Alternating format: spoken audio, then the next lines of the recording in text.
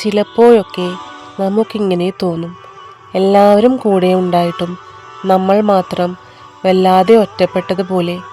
ഉള്ളിൽ നിറയെ സങ്കടങ്ങളുണ്ടെങ്കിലും ആരോടും ഒന്നും പറയാൻ പറ്റാത്ത ഒരവസ്ഥ.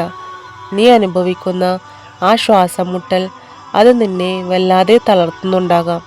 എൻ്റെ പ്രയാസങ്ങൾ ആരും കാണുന്നില്ലല്ലോ എന്ന് നീ വിതുമ്പാറില്ലേ?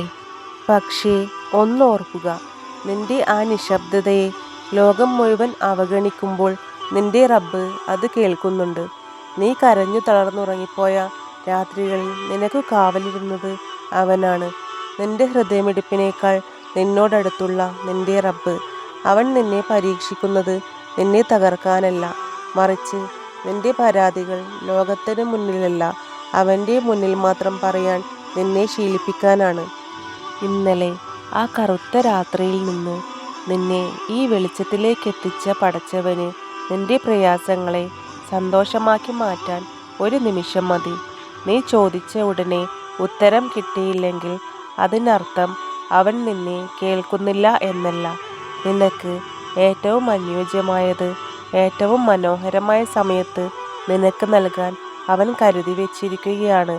സമാധാനമായി ശ്വസിക്കൂ, നിന്റെ ഭാരങ്ങൾ അള്ളാഹുവിനെ ഏൽപ്പിക്കൂ. സാരമില്ല, എല്ലാം ശരിയാവും. നീ കരഞ്ഞ രാത്രികൾക്ക് പകരം അള്ളാഹു ചിരിക്കുന്ന പകലുകൾ നൽകും. ആ ഒരൊറ്റ ഉറപ്പിന്മേൽ നീ മുന്നോട്ട് പോവുക. അള്ളാഹു കൂടെയുണ്ട്. അതാണ് ഈ ലോകത്തെ ഏറ്റവും വലിയ സത്യം. ഇൻഷാ അള്ളാ, നിന്റെ മനോഹരമായ കാലം വരാനിരിക്കുന്നതേ ഉള്ളൂ.